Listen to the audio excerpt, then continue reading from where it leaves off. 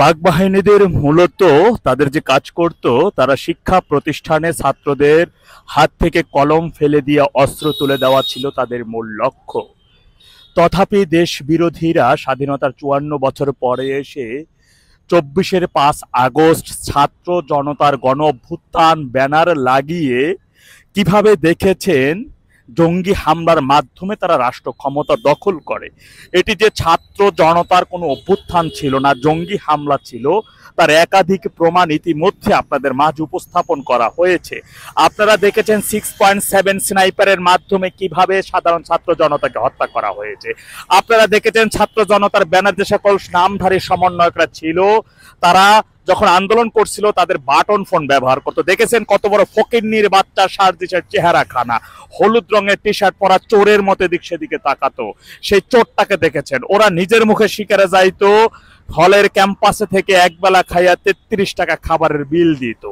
সেই সকল ফকিরের বাচ্চারা কিভাবে রাতারাতি পোশাক আদি দেখেছেন, ব্যাংকের অ্যাকাউন্টে হাজার হাজার কোটি টাকা মালিক বনে গেছে। আপনারা দেখেছেন নাহিদ ইসলাম সজীব ভুইয়া একটা ফকির টোকাই, এই টোকাইটা দেখছেন হাঁসের ঘাস খাওয়ার কাণ্ড দেখেছেন।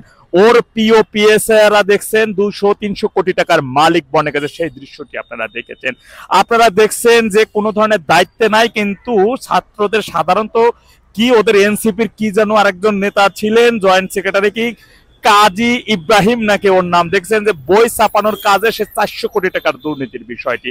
আপনারা এখন পর্যন্ত দেখে থাকবেন যে একজন সমন্বয়ক নাই, যে সমন্বয়ক শত শত কোটি টাকার মালিক হয় নাই, সেই দৃশ্যটি আমি আপনাদেরকে দেখাতে পারবো না, এখন পর্যন্ত সেটি দেখাতে পারবেন না।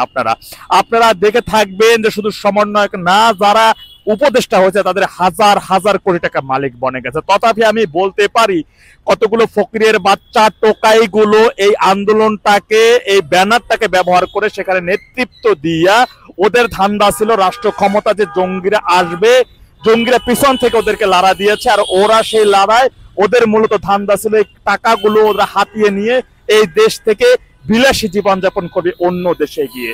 তথা আমি দেশের আপামর সাধারণ মানুষকে একটি কথাই বলবো, খুব শীঘ্রই এই ইউনূসের আমলে কোনো ধরনের নির্বাচন হচ্ছে না, নির্বাচনকালীন একটি অন্তর্বর্তী সরকার দেখবে দেশবাসী, একটি অস্থায়ী সরকার যাদের মূল কাজই হবে নির্বাচন দেওয়া। তথাপি দেশের সাধারণ আপামর জনগণের কাছে আমি উদ্দেশ্য করে বলবো, দেখবেন আরেকটা বিষয় যদি আমি আপনাদের একটু বলে, ইউনূসের বিষয়টা আপনারা দেখবেন, ও ক্ষমতায় আসার আগে ৬৬০ কোটি টাকা মওকুফ করে নিয়েছে, গ্রামীণ টেলিকমের ৩০০০ কোটি টাকা মওকুফ করে নিয়েছে, গ্রামীণ বিশ্ববিদ্যালয় স্থাপন করেছে, গ্রামীণের যে ওদের একটা ফাউন্ডেশন আছে, ফাউন্ডেশনের মাধ্যমে দেশ থেকে বিদেশে টাকা পাচার করতে পারবে সেই আইন সে করে নিয়েছে। গ্রামীণ ব্যাংকের যে ২৫% মালিকানা ছিল রাষ্ট্র, সেখান থেকে 15% কমে 10% রাখছে। তথাপি সে তার নিজের সমস্ত ব্যবসা প্রতিষ্ঠানগুলো একের পর এক গুটিয়ে নিয়েছে। সে যদি দেশের জন্য, দেশের মানুষের জন্য যে লোকটা নিবেদিত থাকে, সে কখনো তার নিজের জন্য কোনো কিছুই নেয় না। কিন্তু ইউনূস এ দেশ থেকে নিতে আসছে, কোনো কিছু দিতে আসে নাই। তথাপি আমি বলবো দেশের আপামর জনগণের কাছে খুব শীঘ্রই নির্বাচনকালীন নতুন সরকার গঠন হতে যাচ্ছে। তাই এই ইউনূস গং, সমন্বয়কের বাচ্চারা, উপদেষ্টা গং, এরা যেন কেউ কোনোভাবে সেফ এক্সিট নিয়ে দেশ থেকে বিদেশে পাড়ি জমাতে না পারে। সাধারণ মানুষের কাছে বিনয়ের সাথে অনুরোধ থাকবে, আপনারা স্ব জায়গা থেকে এদেরকে যে কোনো ভাবে হোক আটকাতে হবে, দেশের স্বার্থে, দেশের জনগণের স্বার্থে। কারণ ওদের কাছে দেশের হাজার হাজার লক্ষ লক্ষ কোটি টাকা রয়েছে, সেই কোটি টাকাগুলো ওদের থেকে পাই পাই করে হিসাব নিতে হবে।